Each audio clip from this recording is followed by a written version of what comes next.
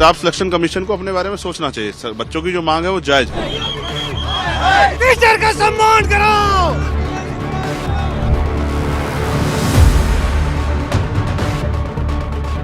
यही बच्चे हैं जो कल देश का प्रदेश का भविष्य बनेंगे। इनको पीट के क्या साबित करना चाहते हैं? जो भी ये काम कर रहे हैं, right from the top to the bottom, आप एक बात याद रखिए, आपको हम छोड़ेंगे नहीं। सरकार को क्या आइडिया है? एसएससी के कुर्सी पर बैठे अधिकारी को क्या पता है कि गांव में खेती किसानी करने वालों किस तरह पेट काट काट के अपने बच्चों को पढ़ाते हैं और रोजगार देने की बजाय आप लाठी मारने काम करते हैं? ये अन्याय है।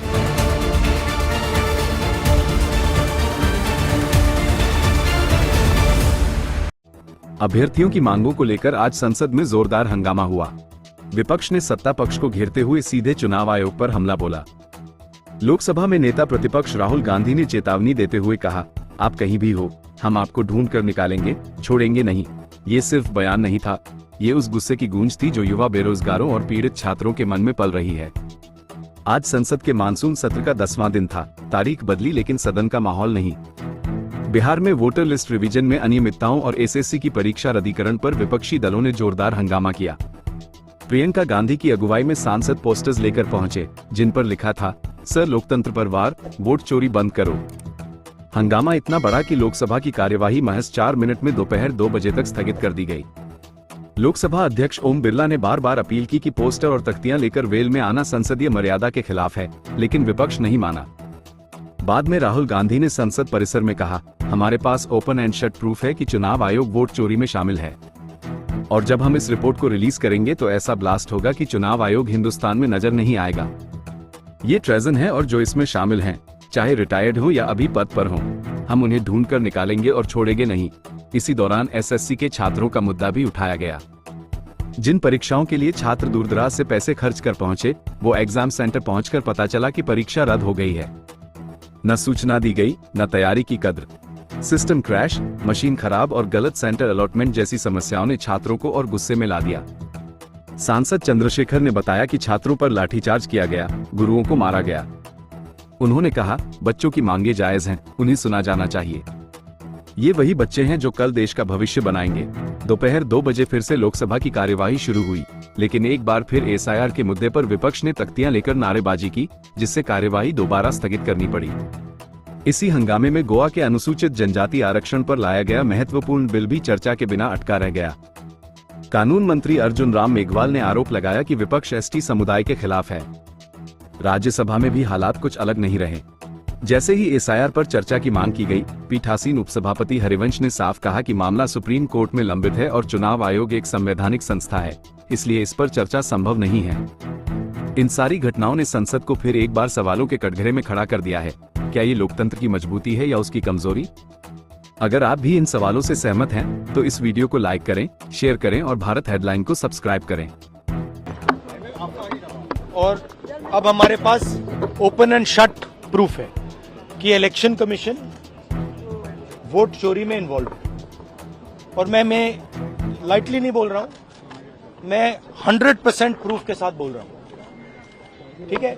और आप सबको पता लग जाएगा, जैसे ही हमने ये रिलीज किया, पूरे देश को पता लग जाएगा कि इलेक्शन कमीशन वोटर चोरी करा रहा है। किसके लिए करा रहा है? किसके लिए करा रहा है? बीजेपी के लिए करा रहा है।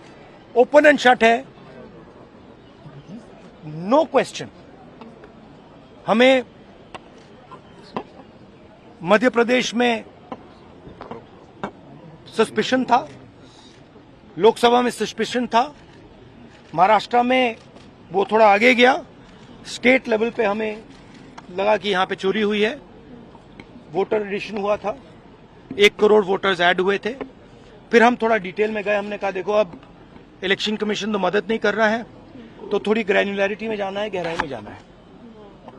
तो हमने अपना ही इन्वेस्टिगेशन करवाया, उसमें 6 महीने लगे और जो हमें मिला है वो एटम बॉम्ब है। मतलब एटम बॉम्ब है, फटेगा तो आप इलेक्शन कमीशन आपको दिखेगा नहीं हिंदुस्तान में। और मैं ये बड़ी सीरियसली बोल रहा हूं, जो भी ये काम कर रहे हैं, ठीक है, इलेक्शन कमीशन में जो भी ये काम कर रहे हैं, right from the top to the bottom, आप एक बात याद रखिए, आपको हम छोड़ेंगे नहीं। कुछ भी हो जाए हम छोड़ेंगे नहीं आपको, क्योंकि आप हिंदुस्तान के खिलाफ काम कर रहे हो, ये ट्रीजन है और कम इससे कम नहीं है। तो आप याद रखिए, आप कहीं भी हो, रिटायर्ड हो, कुछ भी हो। एसएससी को लेकर अभ्यर्थियों की बहुत सारी मांगे, और वो मांगे लगातार वो तमाम तरह के रास्तों से कर रहे हैं। ज्ञापन देते हैं, आवाज उठाते हैं, एसएससी के चेयरमैन से मिलना चाहते थे, कल वो आए, बहुत सारे गुरुजन आए, लेकिन जिस तरह से उन पर लाठीचार्ज किया गया, लोकतंत्र की सरेआम हत्या की गई, धज्जियां उड़ाई गई।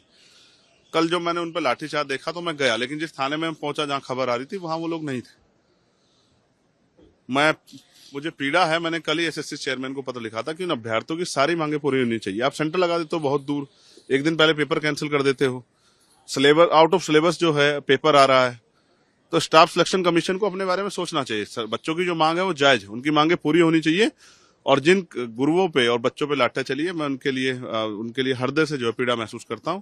सरकार को या पुलिस को इस तरह कदम नहीं उठाने चाहिए। यही बच्चे हैं जो कल देश का, प्रदेश का भविष्य बनेंगे। इनको पीट के क्या साबित करना चाहते? मैं पुनः